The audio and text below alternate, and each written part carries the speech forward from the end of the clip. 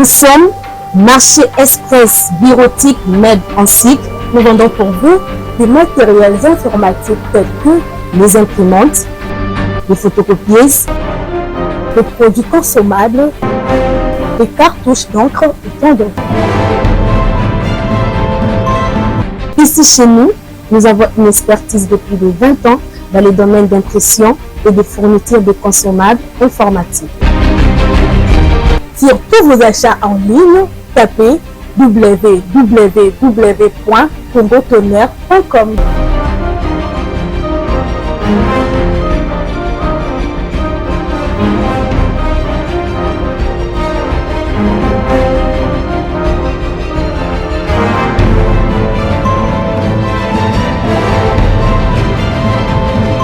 Mais c'est vraiment un marché informatique. Commandez aujourd'hui, réceptionné dans 24 heures, stock disponible partout en République démocratique du Congo.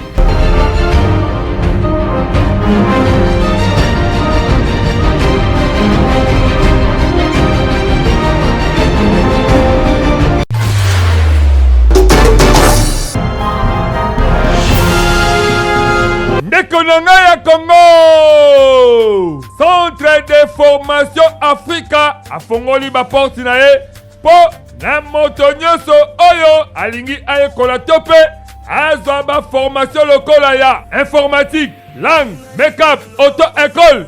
Yebake Congo ya lobi esengeli oyekola métier na Centre de formation Africa okozwa masolo informatique mobimba pe Okokoma, informaticien professionnel pe ya talent. C'est un centre de formation Africa. To bengisi bandeko nyonso oyo balingi basala ba formation pour awa toza na formation lokola informatique, toza na esthétique, toza na make-up et toza na ba langue.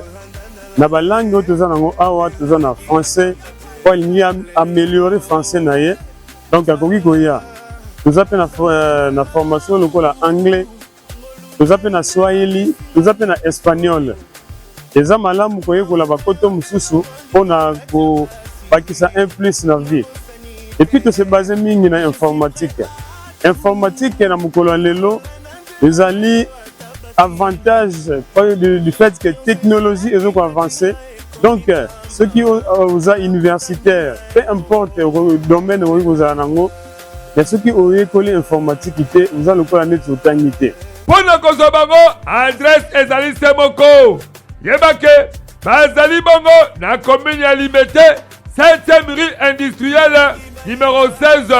Référence auditorat militaire ou Université Africa. Contact Kaka dans Centre de formation Africa. Au Kosobango Mobimba Po, Bazali Wana Kitoko, Batako Zelayo. Na maboko ya kofongwama na Centre de formation Africa Congolais nyonso akomi utile na société. Na Centre de formation Africa biso nyonso tolobi mati eza bongo wow!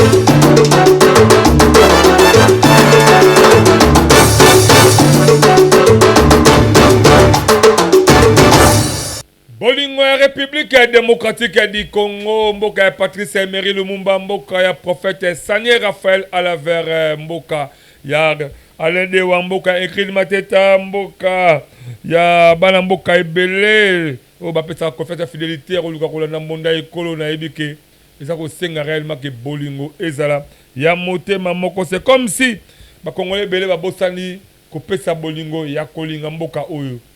Oui, mingi tozolo bake Congo ezala ba problème ndenge na ndenge otali guerre na partie est ya mboka mais lelo actuellement nazo confirmer bino que FRDC aza vraiment au top.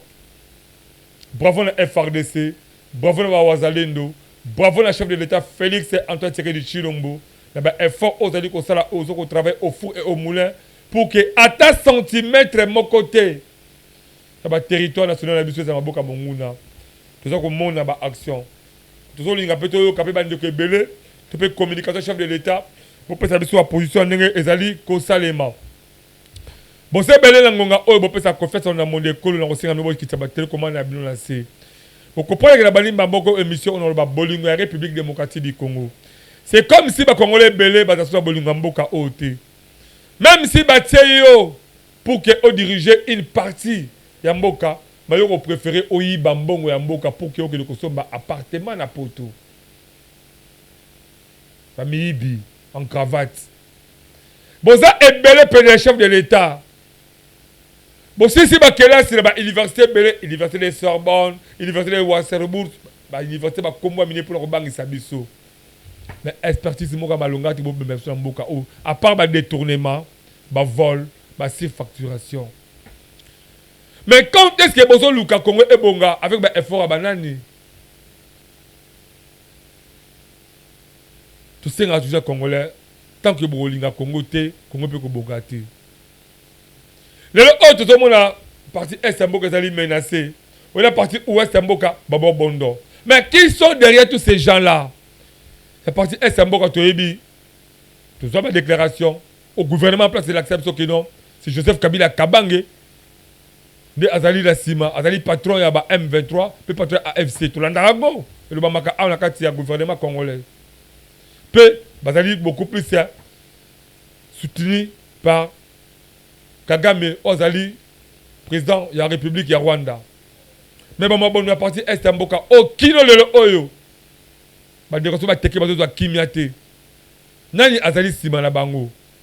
C'est comme si Bayakaba innocent. C'est comme si Bayakaba innocent. Depuis Kala. Mais Nani oyo Aza Sima, Yaba, phénomène mobono pour que tu aies Kimia Mboka oyo. Yo oyo, Bazoyo, Bakobisa yo, soi-disant ministre. Après ça, une partie, il y a redirigé Mboka Oyo. Mais tout le monde, est-ce que aussi, aux autres terres, autour de la toilette, pas mal la village là. Vous êtes champion. Il a détourné Mbongo à l'État. Vous êtes champion, on a Mbongo à l'État. C'est parce que dans le Baka, Atayo Oluki, n'a pas de problème. Atayo Obomi Singaï. Il y aura encore Alain de Wakolekanga Bakozala. Le monde va bomber à Kendat. Tout le monde a pour la Mboka au Congo. Souci Alain de Wazalakanini. Na meji ko tambola na komi na matete na tamboli lemba na tamboli baselembao na koti njili na pesi bravo na gouvernement en place vous allez diriger par madame Julie Soumina Toulouka effort ya chef de l'état et bien le benga ngabo bakela salaka na opposé à pouvoir en place mais na tamboli na pesi bravo na chef de l'état vraiment awa la capitale ya Congo Kinshasa misala ezali ko salema. Et je sais très bien que ceux qui basent là, au bateau Salakale en béton et Kangami, c'est possible même à bouteille ici là. Ça, au côté Rocade. Non, bah, pour Obarocha, bon, la main, je peux sans Kolumba, Bissal de Salema. Mais bon, c'est comme si aussi communication chef de l'État est faible. Bon, ça me souba Alain Dewa. Bon, ça me souba Alain Dewa. Donc, quand tu as communication chef de l'État, totalisa, il y a Madame Néa Mabé, Nana Koloba, Madame Néa Mabé. Parce que bien que le chef de l'État, vous allez voir la gare pour la Djalelo. Ah, tu changes comme bastard de 20 mai. Et comme bastard de Alida Foreman. Bah, tu vas Djalelo liste. Pourquoi? Tu vois, dans les réseaux sociaux, même parce qu'on condamné. Parce qu'on condamné comportement. Il y a des quoi, mais c'est idéologie. Il y a comme bastard de 20 mai. Et comme Alida Foreman. Bon, bah, tu as comme bastard de Ndaye Moulumba. Ndaye Moulumba, c'est Ndaye Moulumba.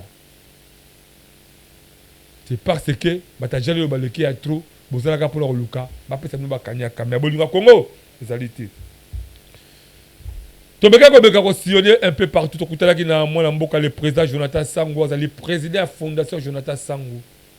L'édition de l'autre, ça nous a belema. Tobeka Kosulané parce que on avait constaté que on a beaucoup plus attaché dans la vision de Luka, pour changer l'image à Congo. En commençant par qui ça c'est miroir. La République de moitié du Congo. Donc le bamingité, dans l'ingato qui d'abord on va enregistrer dans élément autour de ça naé. Bilon boyo kaba question na biso, na ba réponse naé, na visionner azanango et on révèle après ces plateaux élément signé Sarah Toubangisa, la grande dame aux pour accompagner mon découle actuellement. C'est parti la régie. Mbote partout bozo okazo kolanda biso bisika nyonso bozali na pesi bino vraiment mbote tozali lelo na ba plateau na biso habituel te obo mesana kolanda mbonda ya ekolo ekamamaka na le DG et compétent DG azali parmi ba meilleurs DG na musala communication mon vieux Alain lelo naza vraiment na plaisir de partager na plateau na ene na ngai na même plateau sika o tozali ko solo la toyambeli bino mokambi président ya fondation Jonathan Sango azali moko ya bato oyo bayi congolais ba congomani bazali kosunga bayi congomani par rapport au côté social ya azali ne politicien te bolanda biso na émission malgré to ngato bene na politique mais akoka ngote po eza terrain na été yango to landier parce que activité monene ezali le 21 décembre bisika oyo bandeko ya fondation Sango bisika o le président akabolaka biloko na bato baki kosala basalaka makamuna bango basalaka to découvrir ngo le émission et tozolo bela pe sur activité o ezali le 26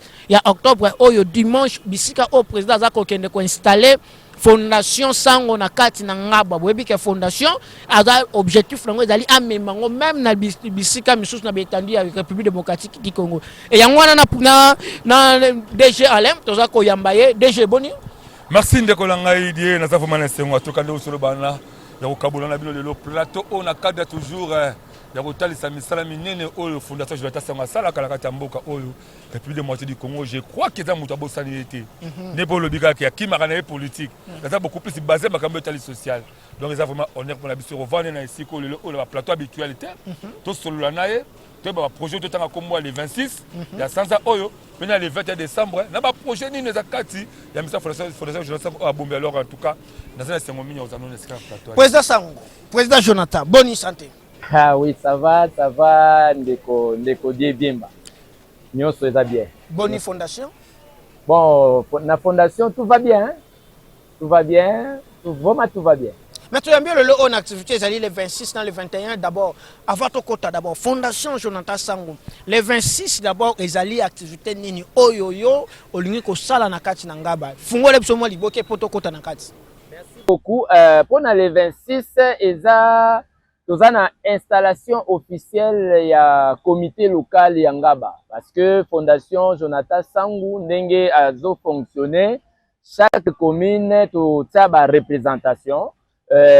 Aujourd'hui ça c'est la deuxième installation parce que première installation tozalaki na Kisenso, maintenant la deuxième installation maintenant nous sommes dans la commune de Ngaba et d'ici là je crois soki nzamba lingi année prochaine bokomona pe ouverture ya installation ya commune ya Lemba.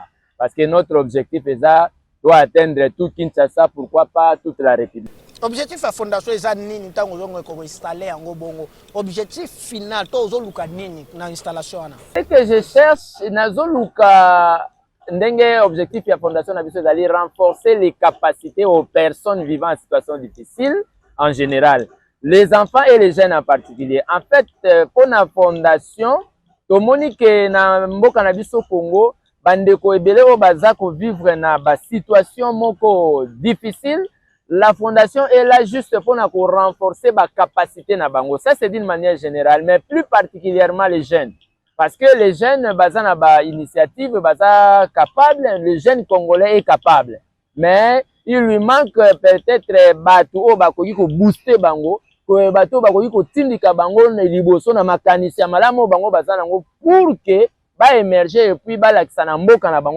ils sont là, ils sont aussi compétents, capables de contribuer au développement de leur propre pays. Voilà, merci beaucoup. Dans ce pays qu'on a projet le président Jonathan Sango Tikoloba. Et ça, adage monga le baraminga le baki na barabilengi d'abord. Ceux qui ont tangi qui la cité, le colis métier mon côté, au tika la cave vagabond. Attends le misali la kata mboko ebele, aux années kamo to ben nga l'aide de patron na yo. Mais côté la Otali Fondation, nazala moi le bon na bola katida. Et baka président Jonathan Sango beaucoup plus basé na commune à Matete. Mais moi le au commune ko élargi fondation au public il faut qu'on t'apporte partenaire ville pour faire ça Kinshasa. Ni vraiment est poussé le OK au relevé Kotwana. pour présenter leur fondation qui est capable de compter par rapport à la ville province de Kinshasa. Est-ce que la matete, comment qui est incapable, donc soit la matete ou réellement que esprit moko quand sinon monique matete est comme insuffisant pour nayo, faut qu'on tangaba ou qu'on takise ces amoamba, mais comme qu'on déborde donc sous là-bas, district mususu. Les alliés sentiments ni étini wana, est-ce que ça bolingo ya Congo ou bien les alliés qui comptent la loi de babarali soit.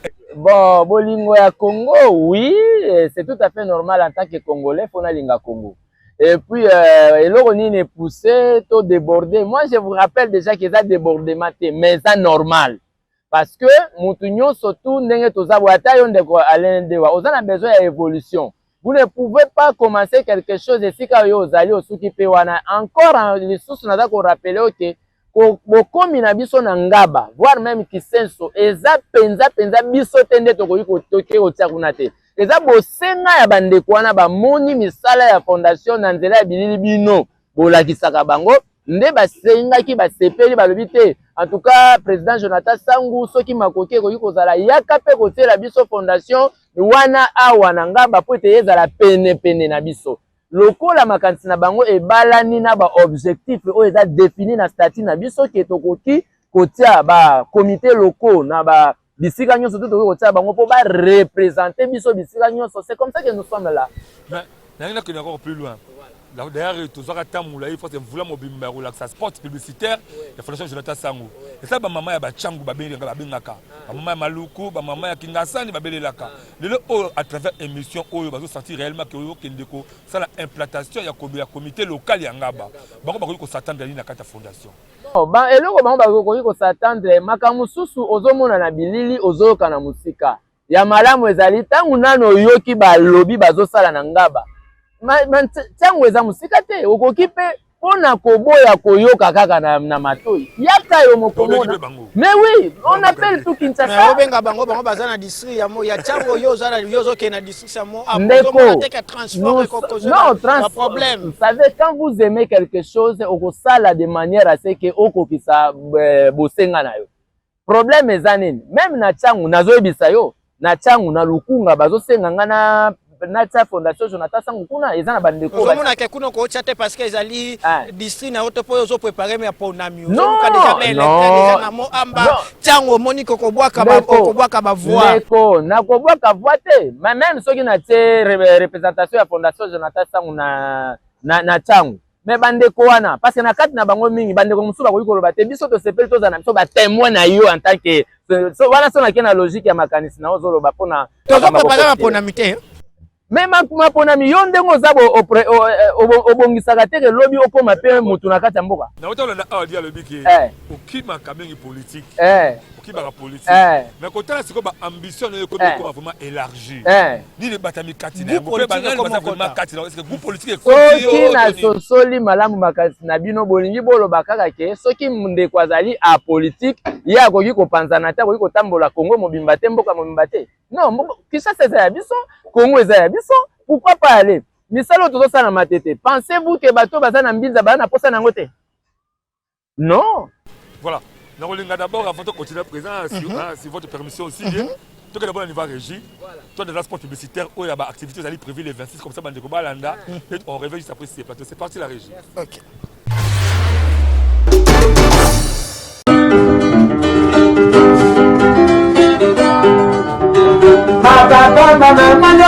Mwana ya Congo yo mutu oyo ozana nuna pongi lamuka oyo kambonda oyo le pasteur Jonathan Sangu aza kobeta po na kosunga ba mabota ebele particulièrement awa na ville province ya Kinshasa à travers fondation Jonathan Sangu eza possible obongisa bonne année ya libota na yo na ba cotisation journalière ya ba 500 francs 1000 francs pe mata selon bozwina yo okoki pe kode famille solo po ofutaka muke soki ozali membre la kati ya fondation Jonathan Sangu. Le président de la fondation, le pasteur Jonathan Sangu, autrement dit Motema Pembe, aza toujours ko continuer ba œuvre sociale na ye denge kaka amesano. Yakoeba eza que le 26 octobre 2025 et kozala bongo implantation ya comité local la commune ya Ngaba. Boyeba ke déjà à partir à 13h ngingo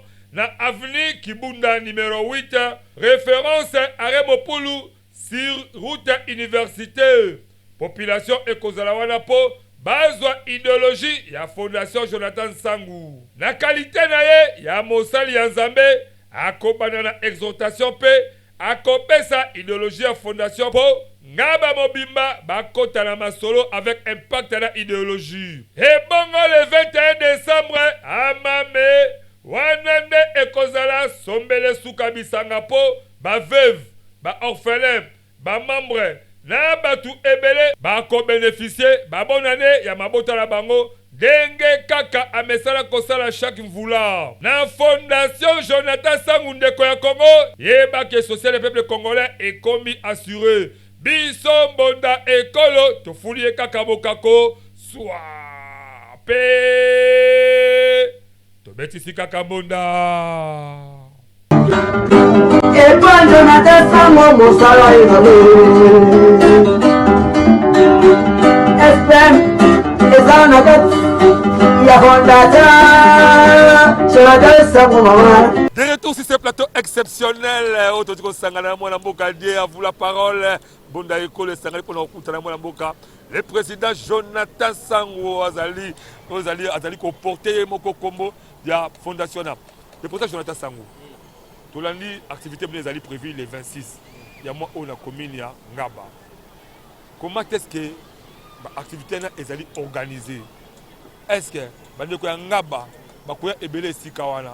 Ni vraiment ozali ko prévoir en rapport à la journée wana? Quelles sont les activités ezali prévues pour que bandeko bakoya bazala déjà alerté? Non, activité kaka moko eza prévu ezali kokoma na esika kopesa bango sango kolakisa bango ndenge Fondation Jonathan Sangu a fonctionnaka ndenge aza kosala mosala na ye. Eza na bandeko mingi na Ngaba pe bisika nyonso tu bazo tala biso na bilili me bazo sosola malamu mingi te kaka ndenge bino bozo tunanga mituna o te o yazoya eza makamba politique mingi bazo kanisa ke to ye kaka na kombo ya politique me boye bake atande kwa boyi politique ko soki pe na yo pona koloba ke kuna tokei kolakisa bango misala oyo Fondation Jonathan Sangu azo sala lokola basepeli pe kokota bakoti na molongo to bandi kotambola elongo na kati ya Ngaba wana tango kosala lokola ba activité na ngo pesa so moi squelette mo de façon oyo ko se dérouler okobana na nini na mateya parce que toyebi pe kozali mosali ya Nzambe e kozala kili totei bato babongole mitema ou bien kozala ba fête ba ekola objet e kozala ni pesa son explication déjà avant tout ça na au rappeler nga eloko moko naza ko yebisa bino ko pesa bino déjà information Fondation Jonathan Sangu mozali oya sala yango aza pasteur que je suis. En tant que pasteur, j'ai un ministère qu'on appelle ministère des envoyés du Christ pour les nations et la moisson. Tout en étant serviteur dans la communauté cité de paix. J'ai mon père spirituel, j'ai ma mère spirituelle, apôtre Serge Lukanga et maman Mireille Lukanga.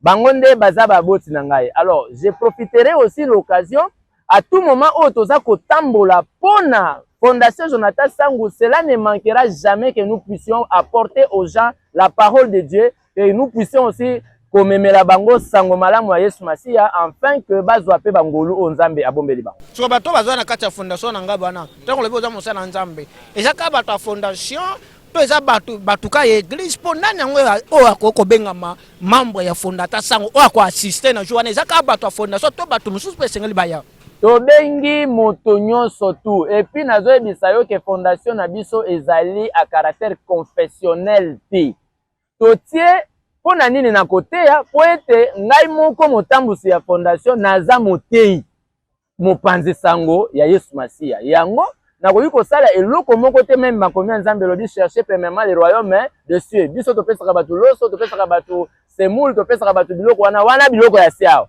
mais tolingaka pe ke bato baza kolanda biso bayeba ke na oyo nyonso tozo présenter bango Nzambe liboso na ba Fondation pardon par exemple na kati ya Fondation ba projet nini majeur oyo zanango oyo zotake année o mobimba et ba projet ni nango ezali à devenir. OK, merci beaucoup pour na année o tito silisa vous devez retenir que projet majeur o tozanango ezali déjà en cours. D'ici là tozala lancement officiel nango tozana FJS assurance santé. Nde tozo bengisa bandeko nyonso ozana problème ya malade ozobelisa mwana ozana nini Fondation Jonathan Sango asi abanzi pona bino pe azali kotonga déjà centre hospitalière moko pona ko recevoir pe ko assurer santé ya ba membre na biso nyonso. Ça c'est le projet majeur, mais à part ça nous avons aussi un autre projet qu'on appelle FJS Construction. Na FJS Construction kuna nde toza ko regrouper bandeko nyonso misala maboko o basala misala ya kotonga bandaku kotonga banzela kosala misala nyonso tu. Fondation Jonathan Sango e regroupaka bato oyo baza na makoki wana pe to renforcer bango ba capacité to pesi bango misala. Voilà, merci beaucoup président. On a couplé moi des questions mon be pas la bino. D'abord ba benga biso ba tebele ba bike ba sali constamment, c'est comme si la Fondation Jonathan Sango a beaucoup plus basé kala ba maman vive. Mais or tandis qu'aujourd'hui tout ça aussi ba fille mère ba azali. Ba fille mère même au niveau enseignement, ba même ko accepter ba fille mère ba sur la classe. Alors ba fille mère on a mingi total pe ba lipe misu ba sa ba soda ba soda ba siko ko fa la partie est ba ti ba sina bango ba za la misoloté mais ba za la besoin ba rejoindre navire ya Fondation Jonathan Sango ba ko sa lo lenge kanipe ba dispositif yo est pour ba contre la carte. Première question. Deuxième question président. En rapport à l'état ba formation autre to na ka mi ko le kala ko ba ke Fondation Jonathan Sango a créé une stratégie moko a reluka a compte beaucoup plus dans l'Italie assainissement la ville province ya Kinshasa en commençant dans ma tête ali commune maire naïe pour ceux qui wapi la projet wana. Merci beaucoup pour na likambo ya bandeko ba jeune fille mère déjà naza ko yebisa yo que déjà na dénomination auto aussi to pesa bino to yebi que Fondation Jonathan Sango elle est là pour renforcer les capacités des personnes vivant en situation difficile en général. Les jeunes et les enfants en particulier. Dans le cadre de renforcement des capacités aux jeunes, Fondation Jonathan Sango a fonctionné sur base des projets élaborés et mis en exécution. Vous remarquez qu'à tout moment, à chaque phase, on a bien Sakabino, et que tout la Fondation a pensé qu'on travaillait, qu'on ça l'action en faveur, par exemple, il y a ba veuve. C'est pourquoi beaucoup tanika na ba veuve.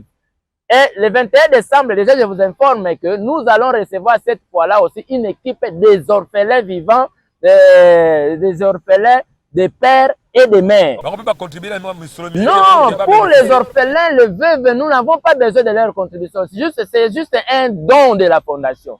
Na yebisa ki yo ke tant Fondation Jonathan Sango azwaka ba 1000 francs, 2000 francs ya bandeko. Fondation Jonathan Sango afandisa yango te, azwaka yango, africtifier yango, asaleli yango. Nde mwa lopata oyo ekobima lokola bénéfice ndenge ba commerçant ba benga biso to ba commerçant te, moye to benga yango bénéfice ya te, mais to sala yango na objectif ya ko soutenir les personnes vivant en situation difficile, en l'occurrence par exemple ba veuve, par exemple ba orphelin, et ceux qui ngito kota na ba fille mère. Ça dépend de définir année na biso to pe ce trimestre na biso pour ce trimestre to ko sala action en faveur ya catégorie ya batu nini. Voilà, c'est pourquoi au moni na onyo to définir ça qui jusque là to atteindre kaka ba veuve, to atteindre pe ba orphelin. Je crois que l'année prochaine vous allez voir aussi les filles mères, mais voir même aussi ce que les autres appellent les enfants de la rue. Biso na terme spécifique, ce ne sont pas des enfants de la rue parce que la rue n'a pas mis les enfants dans le monde. Donc, pour nous, tous ces enfants dont tout le monde va bien avec enfants de la rue, ce sont des enfants vivant en rupture familiale. Ils sont justement en rupture familiale et on a sali que pour diverses causes, ils vont se retrouver dans la situation où ils vont se retrouver dans. Maintenant, tu vois que moi, deuxième question en rapport à où est-ce qu'il y aura au compte de la circuit assainissement, le bac, aussi, comment on peut permettre aussi fondation un peu moins. Ndeko Alain de Wasoki oye na bureau nanga okuta tout un tas de projets otoza ko landela yango malembe. Afandela yango ba bureau l'état.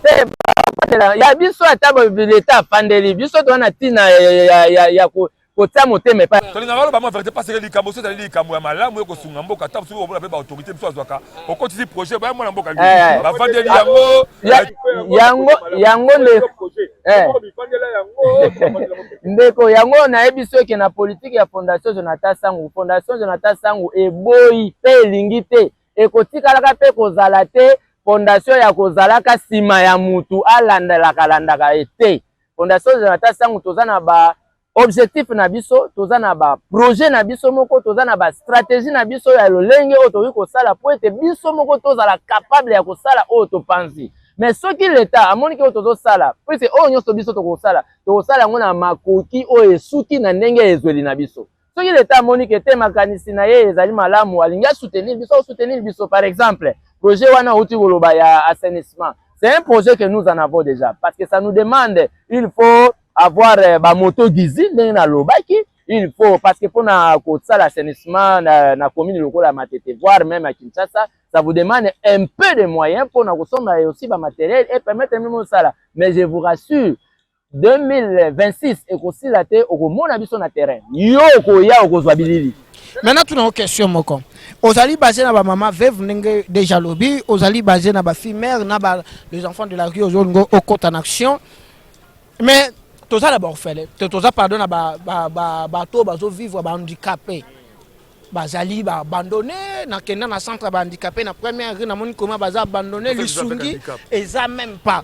Et deuxièmement, ba coopérant na kati fondation bazali na place to bazate parce que ils na moto mosusu ateka kalipa ateka kangu bato tambusa biloko na ye mais azoye bate bisika o ba ne fait wana ba relancer bango na ba business na bango bato wana yo pensaka na bango te ayebisi yo que fondation ezali objectif et ton mission na biso c'est renforcer les capacités aux jeunes pour na ko renforcer ba capacité na ba jeunes tokozwa bango nyonso ba catégorie nyonso loba wana to sangisi bango mbala moto bandi ko sala lelo to sali na ba fille mère lobi to sali na ba enfant de la rue lobi to sali bote tozo tambola na aliment eloko na eloko na tangu na yango soki to lobi par exemple de mois de janvier jusqu'au premier trimestre ya année tokotala kaka par exemple le jeune oyo par exemple ba motard ezala bandeko ebele bazana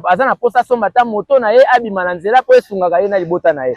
Pour votre information, le 21 bato batia tembe bato bandimaka te venez voir vous-même ezana bandeko ba jeune na cadre de renforcement des capacités aux jeunes le 21 décembre oya lobby 2025 venez vous allez voir les amis les motards oyo bazali ko bombisa mbongo na bango malembe bakozwa ba moto na bango na miso ya bato nyonso.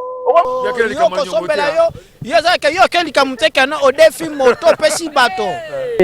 Kuna biso to ba commerçante. Biso to ba commerçante. Biso to lobi ke toza awa pona ko renforcer capacité ya jeune. Et pona ko renforcer capacité to ko salela oyo zana yango. Bible lobi on retranchera à celui qui en a peu et on ajoutera à celui qui en a plus. Moi muki oyo zana yango nde to lingi tozwa yango tokomisa yango ebele afin que okoma indépendant na ba besoin na yo nyonso. Assurance eza nini na moto oyo alingi ko ya ko tambongo na kati ya fondation alingi ko ya ko bomisa kambongo na ba projet nyonso na moto alingi ko ya ko adhérer à participer. Assurance nini o kayo koko abanga te ça parce que bato ebele ba pesa ba mbongo na ba fondation ba pesa ba mbongo na ba banki ba pesa ba mbongo na boye ba yeba ba to yeba son na ba biaki to yeba son de ba papa mutu ba koya ba crise cardiaque parce que yo ozana yo kaka ministre te ozana o l'état te ozana kaka individu simple congolais olingi ko sala député te so assurance ni ozo pesa bandeko wana oyo po okima te ko kende voyage keke no bato baleli mutuna oyo etuna melanga balebele bandeko na ngai ba journaliste. Assurance nene assurance à liboso eza confiance o yomoko ozana yango likolo na yomoko et assurance à liboso c'est-à-dire tangu yo lingi o s'engager oyebi eza na adage mo balobaka qui ne risque rien n'a rien soko zo tambola na vie ozaka na makanisi o te soki na kei ko pesa ekobunga okuta na pe na batu bako mais la vie il faut risquer. Pourquoi je vous dis il faut risquer? Parce que tout le monde, biso nyonso toza na éducation mon côté, biso nyonso toza na comportement mon côté. Ceux qui okutana na libaku mabe na président mon côté pe association to fondation mususu basala ka ba ventir. Je vous rassure que la fondation Jonathan Sangu est née pour contribuer au développement de notre pays. Voilà bandeko, merci beaucoup bozala ndabiso partout bozali to vandi awa ba poids lourd mi balé à presse Alain de wa bozo mona wana Mwana Mboka die poids lourd aussi na kati ya média tozabi Mwana Mboka le président Jonathan Sangu Azali président de la fondation Jonathan Sangu tout sur l'année en rapport à eau étalée activité est prévue pour cette commis comme vraiment la souka en vula tu dis que le 26 oyo ba yike ba koya ebele a bengisi bande ko belé boya na commune ngaba na ba avenue au bolanda sur la sport au derrière réseau les capes avenir ngwa bozomona moi boka écrire matazo ba sur les mal bozomona avenir ngwana bokoya ebele pour que pour découvrir comment est-ce que ba ça installation ya comité local ya Fondation Jonathan Sango. Tous les autres les babitu là pour que et permettre le camon mboka dia tous les assurance dit ko permettre que ndeko azali na monga fula ozali na changu ozali na kisuka ko pesa ko fait pas mboka Jonathan Sango pour que akoma moko ya baye bazala kati ya Fondation Jonathan Sango. Alors tolingi président siko na moi question pour tokepe mokipe na suka tolingi siko que yo moko otala caméra ozo attend avant que mon mboka dia atoupe question mususu solo là na ba Kinois en particulier solo là ba Congolais en général là ba diaspora partout talisa bango réellement que ceux qui ba ko pesa confiance et pas dans peuple maye ozali ko sala ezali te pour onyoko la peuple congolais ezali te pour onyoko la bande fait secret du Chilombo mais ezali réellement pour que le kosunga bande ko ba Congolais ba aussi émergence ya malamu. Merci beaucoup. Merci pour na bino bandeko nyonso bozolanda nga na Kinshasa pe bisika nyonso to bino bozolanda ngai na ba réseaux sociaux. Na sengi na bino bandeko na ebike bosepelaka na fondation na bino Fondation Jonathan Sango naza kopesa bino elika ete Fondation Jonathan Sango e salami pona ko contribuer na bolamu ya mboka na biso nde yango wana esengi pona ko contribuer webi musapi moko esukola kelongi te esengi to sangana to koma ebele porte za ouvert bo pesa biso confiance pe tango zo pesa biso confiance yo moko pe mi pesa confiance na likambo oyo olingi osala afin que ensemble toleka kosala eloko oyo eko lakisana mokili mobimba o bazolanda biso pe ba oyo nyonso badutaka ba omona ke oui c'est vrai na kati ya mboka na biso eza na bandeko oyo baza penza na makanisi ya malamu mais sengi na bango nde lisungi ya leta. Est-ce que na Fondation Sango bato baza na bakati moto à la Fondation Sango pour identifier yé qui a membre de la Fondation Sango et là on nous a démontré que moto a membre de la Fondation Sango parce qu'il n'a pas assisté à l'activité parce qu'il n'a pas ses contributions bah moi comme membre de la Fondation Sango ou bien comme. Merci beaucoup d'abord pour votre information faut que Fondation Jonathan Sango est une fondation reconnue na République démocratique du Congo. Toujours fonctionner d'abord comme tolali tolamuki to salité.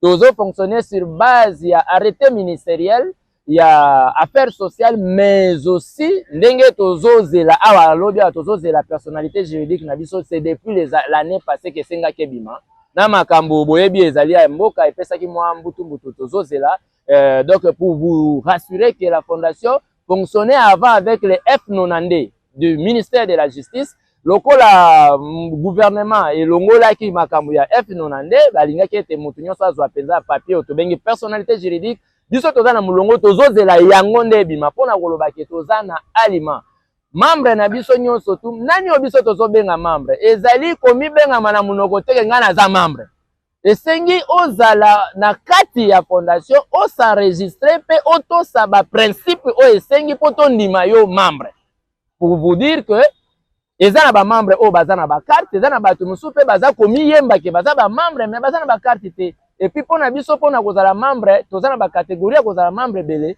ezala membre musu di fait que ozalika membre oyo otiaka mbongo na yo na FJS devise oyo bandeko bakozwa ba loso wana indicateur pour na ye ya kotalisa biso ki azama ya kotalisa bino ki azama membre di fait déjà ya kozala na carnet wana eza déjà kozala membre mais tozala ba membre to bengi ba membre ordinaire o biso tozo reconnaître eza ya na butu ya na moi toza elongo moko na bango wana nde baza otambola penza na carte ya Fondation Jonathan Sango. Mon parole à mot de la fin président opposé poto chité. Voilà, l'anglais tout l'anglais profiter de ce poser ma question moka auto le balikama ba renforcement des capacités.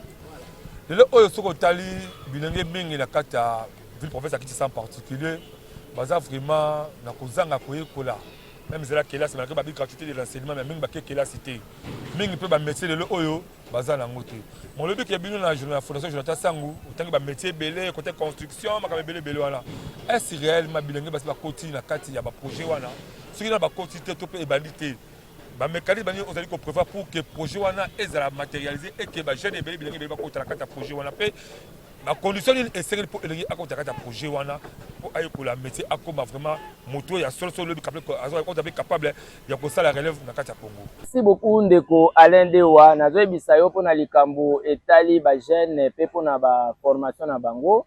Omoni na esika kaka moko oyo fondation azali kotonga centre hospitalier pona ko placer projet assurance santé. Fondation Jonathan Sangu makanisi na ye ezali na esika moko wana eza immeuble ekozala R+4. Na chaque niveau ya immeuble tokotia filière ya formation moko. En l'occurrence bolandaki na bilili eleki na mikolo eleki tolobaki toza même na espace ya kosala formation pona auto école. Nde yango wana souci na biso ezali Zambe asunga biso pe bandeko ya motema malamu o bamoni ke bakoki kotia biso maboko déjà tosi tosali pas tosali déjà tosi tosali mais tolingi nde tokoma kino na suka chaque appartement ou bien chaque niveau eza correspondre na filière ya formation moko entre autres toza na auto école entre autres toza na ba formation ya make-up déjà wana bosi bolandia kaka na matete pour le moment parce que provisoirement toza wana. Mais soki ndeko moko bisika moko ya mwa polele monani ya monika ko sunga biso apesi biso esika ata école que to meka ko faire fonctionner yango na ba projet to sala ngo maboko eza ya kofungwa. Message na bando baladi biso. Voilà. Mot de la fin. Merci beaucoup. Voilà, la présidente que vous avez vraiment li baku ya ko di ma invitation à biso. Na yebi ke bandi basé besoin na biso. Moi mboka die lokola banda ki émission pays ya ko suki sango mais nga d'abord la remercier bandi ko belé. O mo ba 18 ans ba kitisi ba télécommande na bango pour la ndenge Dieu de faire vali awa. Na yebi ke président Omeli pe maman muké mais merci pour possible bien nous. Moi mboka die. Merci beaucoup. Mais président d'abord voir na chité pe sa mot de la fin na bande ko tout balandi yo. Merci beaucoup mot de la fin eza boya ebelé les 26. Eza le sous ya kotanga ta date te dimanche oyo. Nangaba adresse yango wana ezoleka kuna po bo comprendre boya ebele boya komona boya koyoka et puis dernier rendez-vous na pesi bino le 21 décembre na matete wana nde kozala sombe avant Noël avant pona nini avant Noël parce que s'appelle Kamango. Mingi toyebi même les entreprises publiques, toutes les entreprises privées, ba pesa ka batu bilé ka ka mona le 31, to le premier na tongo. Mais ya yo to moni ko banda ka ba le 21 pour nini esprit de uta ka pesa api. Anda avant Noël pour être biso fête ya bonne. Biso to ba Congo. La fête déjà avant Noël wana déjà kisalume bana. Na mo enveloppe za ngate. Mutu enveloppe akozwa enveloppe. O ya loso akozwa loso. Ya semula kozwa oh pas kozwa nyonso kozwa ndeko toloba mingi te boya ndenge. Merci beaucoup président Jonathan Sangu ndongo ndimaki ya invitation na biso parce que ngape na invité bande nyonso boyebi kazali moto oyo to yambaka ye toza wana pour que to accompagner ye na mosala eza kesengo ya kozala moto aza kosunga ba congolais eza na bato mosusu ya zui ba congolais lokwa ba marchandise na bango wana za ba politiciens azui bango ka lokwa ba marchandise na bango ceux qui azana ba activité politique a bengi bango mais ye quand même l'état pese maboko ta zo sunga supposé ce que moto ba commissaire ministre affaires sociales ba pese mo ebonga mo be l'état bien tie maboko ce que imaginer même na terre provinciale bumba bato aboya mona ka bango te ya mona ka bato wana po yena na ndenge nini bumba te ya za ne petite parce que bito luka wana te bumba mona bato te bumba mona ka bato na ye wana ba magloa ka bemba o sala sala na pepe amona biso to amona biso te nga na pesi bino maloba ya solo na mboka oyo tokoma bakonzi. Ah bon? Là je vous rassure. Les gars professeurs loté na ndoto parce que nzamba lobaki na yo. Mboka eza ya biso nyonso tu soli esengi to koma sike esengi to koma tokokoma. Maintenant mingi bozaki ebele akolanda biso merci beaucoup na ba chaîne nyonso ezali chaîne ya partenaire oyo zo accompagner mbonda na ekolo ya DG Alain azaki vraiment un plaisir ya ko partager plateau moko na ene. Merci na bino nyonso à vous la parole les awana to monani lobby na ba même merci. De retour sur ce plateau exceptionnel, il y a Monda Ekolo, magazine d'actualité, avant de mettre les solos, Moussouya Mouké, toque de Moussika, la Mangaï. Mangaï. Mangaï. On a d'abord que devant régie, sur Ozali, diplômé d'État, Ozali, homme de Dieu, Ozali, politicien, Ozali, besoin, Okoma, journaliste, professionnel, Toé, aussi ma caméra qui toko, topé oye ba ko montage vidéo lokola écrit mateta caméra qui toko lokola Saratu Bangisa qui m'a un centre de formation média indépendant dans peu de temps, dans 3 mois, et ça possible au coma professionnel en médias. C'est parti la régie.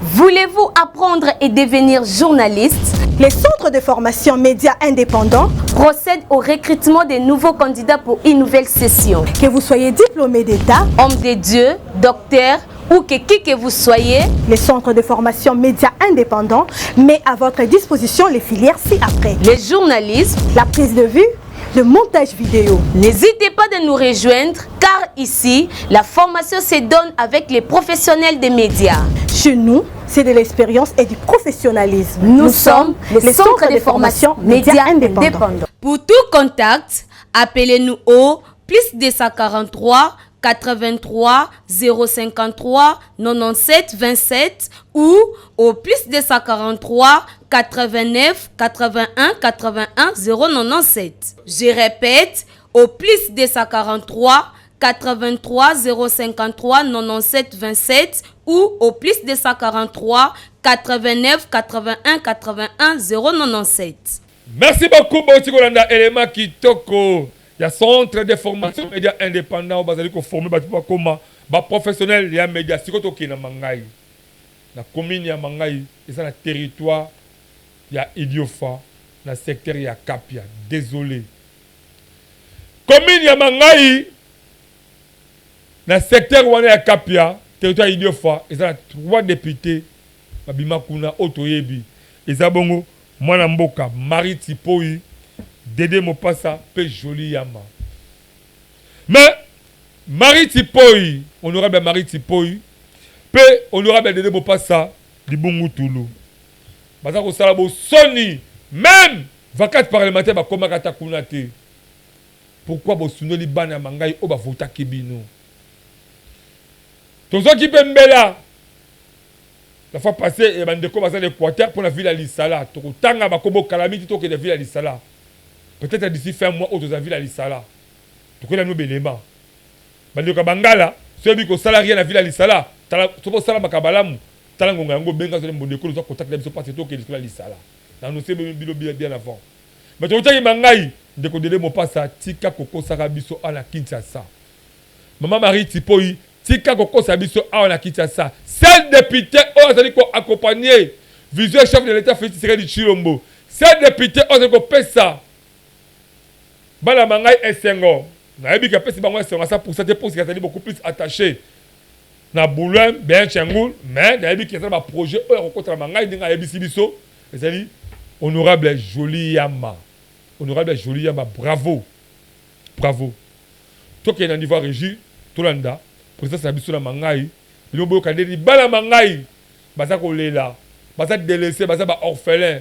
Honorable Dédé Mopassa, Tika Kokosa, ba Kinois. Tika Kokosa, ba député ko ça musa dans le secteur là, au ça les locaux comme côté. So ça ba élément au sala misala malamu, mon déco to sali awal. Tali sabiso, benga biso to relaxango ba mona yango. Mais si le terrain Dédé Mopassa, honorable Dédé Mopassa 0-0. Honorable Marie Tipoi. Mama tonga mboka. Mais Wenze, Mangaï bazo sala ta Wenze pamba, baza na ngote. Honorable Marie Tipoi, bazo sala bo soni. Kuna secteur à Kapia na commune ya Mangaï. Bon le comment on va salati. Tonda réaction à la Mangaï et on va vite après c'est pour que tu clôturer et du sur mon calme. C'est parti la régie.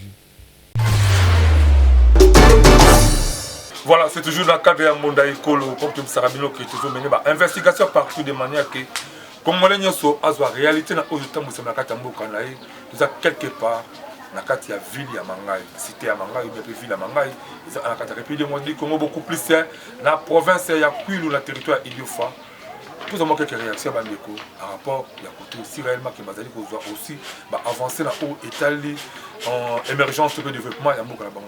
Ndeko na ngai bonne santé. Santé moi madame. Ndeko la caméra wana, bonne bino na Mangaï awa. Mangaï tozali moi calme mais en tout cas mboka tozo mona moi pasipo. Ndenge tovandi awa mboka zo kola penate. Na ba difficulté belao. Difficulté pendant belé zali awa o tozo regretter to senga na bandeko na biso bazala Mangaï. Bakende batala Mangaï. au Mboka depuis Kola, donc depuis création en Mboka, par rapport à l'avancée et développement, en tout cas, ils ont passé. Le problème est réellement que vous retrouvez la carte de Mangaï Awa. Nzela, tout ça, Nzela bientôt. Nzela, ils ont coûté. Nzela, ils ontalité. Nzela, ils ont côté de développement vraiment, Mboka, ils ont molili. Et Bakate a cité le col à Mangaï Boye, Nabutu, Batou Moye va citer les athées, Moulili. Vraiment, ils ont bien été. Tozali n'a pas si peu côté à l'alimentation. Donc, toujours souffrir, toujours le cas de chambre froide. Ceux qui vraiment bandent des bateaux, quand ils s'habillent, il y a investir dans la chambre froide. La maison et habillement, ils ont mon anaté. La maison et alimentation, ils ont mon anaté. Donc, Mboka, ils ont vraiment calmé. Ils ont vraiment toujours en passe. Tout ça, ils ont battu, ça les habille. Bande qu'on habille, ça, bakena vraiment battu. Bon. Ils ont passé mingi, depuis 2000, ils ont bango kaka avait élection. Mais ce qui élection ici, ils sont rares pour bazonge la biso. Ndenge to vani awa vacances parlementaires ici et Salema. Mais tout kala ko député mon côté na Katamanga waya ko ayepo kala nini Salema ina mangai bao ba votaka bazonga raté. Tous a vraiment orphelin. Tous a orphelin na politique. Bon, nazo senga na bakonzi. Bakonzi na biso nde to yebi bakonzi banana gouvernement nyoso wana za biso bakanisa la pétition nde bazotala ba point mususu wana pe batala biso point na biso ezali vraiment enclavé batala ba point na biso pe basalisa biso pour ceux qui banzele za bien biloko ekokoma te na Kisasa ba emploi soki ezali na Mangaï bato bakopema bien kozwa emploi za te kako mutaki na Kisasa te na niveau Mangaï soki basali biso ba emploi batongeli biso mwa ba biloko ezo permettre que bato bazwa misala ko sala pays ezali quand même calme tozala bien mais toza vraiment ya kobwaka bakanisela biso toza pona bango baza pona biso mais bakanisela biso batika biso borfele te toza na Mangaï awa eza pasi mingi tozomona développement na biso toujours sima on dirait que toza bato moko baza na pays te on dirait ndenge nini po tomonaka bapoliticien bakoki kolia awa kaka koramase kaka bavoi bazokende na bamboka na bango sa biso awa tozwaka mpe député te parce que bayaka toujours kaka na idée ya kopanda biso ya kosangisa biso te po soki bazalaka na idée ya kosangisa biso mbele tobimisa ata député moko okomona oyo azoya azosala mwa clique na ye akende nango na bavoi na mboka na bango oyo mpe ndenge moko biso moko totikalaka kaka boye yolela mbula na mbula yango tozosouffrir yango tozozanga même mboka érosion moyen eza te kolia moko ya pasi ebalo eza so na mbisi te il faut tozwa ndenge nini basala ndenge nini tokobana kozala nzala ezali tosombaka mwa bilo ya rien kolia na biso kama tembele mwa ndunda soki ebale futi te kama tembele na ndunda vi yango tovivre ka bongo mais batala biso bakanisa biso toza na posa pe ya courant le mususu mwa mutu akozala mwa eloko na yo frigo bien nini moye wana ezali te aide penza oyo penza ya bana mboka Mangaï oyo tozali oyo na kikwiti wana biso toza nde liboso ya kikwiti mais tala développement kikwiti tala biso awa donc okotala boye komo oyo kikwiti bavancement plein na plein Mangaï on dirait bapoliticien mpe bayebaka ta ke mboka mosusu yango te mais premier cité koto na rayon na biso kote soin de santé mpe bongo ka ndenge moko dongo awa tozali bahôpital oyo tozoka wana kaka mwa échographie na mwa radio esili mais soki obeli maladi ya makasi fuko okende ka bavanga wana awa ka bongo ka mwa bamalaria mwa appendicite mwa nini mais maladi ya solosolo mpo moto azonga bien ezalaka te donc nini appareil ya bien boye eza na hôpital oyo te dernièrement vraiment gouvernement tala biso ekanisa biso yeba mpe ke Mangaï ezali mboka oyo esali mpe mpona Congo nde tozoregrete mingi mpona badepute na biso ntango tovote bango topesi bango bavoi bakei bazwi misala jusqu'alors bayaka kotala biso lisusu te bakoka kosunga biso mpe lisusu te bon toza na badifficulté mpe mwa mingi côté ya baration côté ration il fallait tozala même na bachambre froide bon kolia na biso eza difficile tout ça epesaka biso mpasi mingi mais ntango tomoni ke côté ya basport donc sport mpe ekufa donc moyen mpe ya kosoutenir biso eza te toza na banzela eza kokufa bon makamutu donc toza nango moi ba difficulté moi mingi toza nango na kati ya mboka kwa tozo senga na ipa ba konza mboka baluka bakoka koya kosunga biso ba kulutu na biso ya kala o ya kati ya mboka Mangai bakenda toza na ba gouverneur toza na ba député toza na ba ministre ya bana Mangai mais ba colonel ba généraux ya bana Mangai ba kipalisu Mangai te mais bobo ka mboka na biso te boya kosunga mboka na biso ba ravin ba nzela eza kokufa donc colia eza difficile donc il fallait tous aller dans la chambre froide biloko wana surtout ils ont pesa biso ba difficulté yo surtout na Mangai ils ont pesa biso passe yango wana na marché te bandako bana belge atika bandako eza kokufa moto akobongisela biso aza te donc tozosenga vraiment bandako wana ekoka kozonga lisusu na nene bapuya bakisi hôpital oyo bapenditase ezali basi bazobota bambeti mpe ya malamu eza te ya hôpital alino kizaza aho tozosenga baintervention toza nango nzela nano eloko tokobuna nzela pasi condition ya nzela eza te même awa po kokeno tendre ngenku aza na bagra pénitence foka baintervention eloko nazali nango nécessaire nano yango wana toza na Mangai biso bamama ya Mangai toza na pasi mingi mboka nanu mabe mwa totamboleza te kokende banzela lokwa wati baikuta nzela mabe bobongisela biso nanu banzela baveni transport pe transport pe kolia pe pasi lokola ba chambre froide eza te botindela biso babiloko bokoki kozwa biloko lokwa bambisi bokotia yango wapi tozopolisa babiloko ba chambre froide eza te esika kobomba babiloko amie eza te lokwa bandunde mpe tokoki kobomba me bozoya kosalela biso te eloko ya pasi bokoyaka boye tokoloba me bosalaka te soki bosali tokosima tokosepela tokozongoloba bosalela biso eza te ka bozwa toloba me bozosala te bosalela biso na Mangai chambre froide eza te mboka loka Mangai boye tokozanga ata chambre froide réseau ya malonga kutu eza te nzela mabulu mutala monene nzelo est ce que mutu oya koleka awa etikala grand route kuna ya nzela mutuka ekufwa mpona nini mabulu elekani ebele moya mutuka eleka eza te magasin eza te station eza te mboka loka Mangai tokozanga réseau te tokozanga chambre froide te nzala se lokota eza partir ya négligence ya gouvernement na biso mboka eza monene mais toza na chambre froide te toza na population eza na kati ya mboka tokoka kolia te nzala ezokota tani mambila baoteka na mabele wenza bien eza te tosenga na gouvernement na biso basala eloko ya bien na kati ya mboka mpo na monene ya mboka boye na bapays étranger na monene ya mboka oyo ya Mangai ekozala boye te grand route eza te moya mutuka eleka eza te donc oyo eza na kati ya motema na biso yango eloko ezopesa biso mpasi na kati ya Mangai kolia bamaison alimentation eza te banzela ekufi moye tose communique na bato mosusu eza te eza ata hôpital mpe ya solo eza te donc bamangai tozokemba wenze mpe ya solo te okende ezali nango yango na bapoint ezopesa biso ok oyo ngai imam uda nazoloba sans parti pris nazoloba na kosolo mpe na vérité nyonso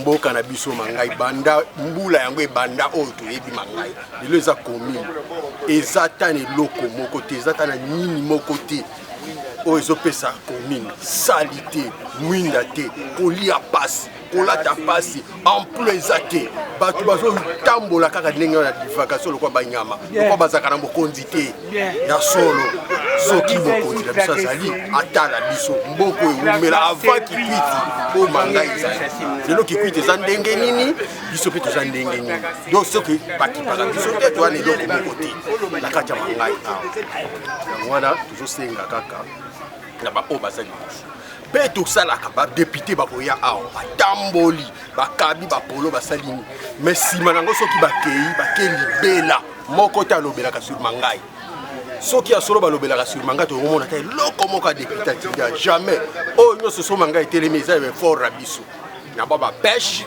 na bazamba bilanga ndenge bazosala yango moni basomi matole manini ndenge eza awa mais bien public boye eza te oyo ke ya gouvernement awa etelemi awa te bandako neti bureau na biso ya commune eza kala ya babelge yango wana ekomobuka ezokende kokweya bureau ya la police kutu na ndako ya bato omoni ke ntina na biso ezali te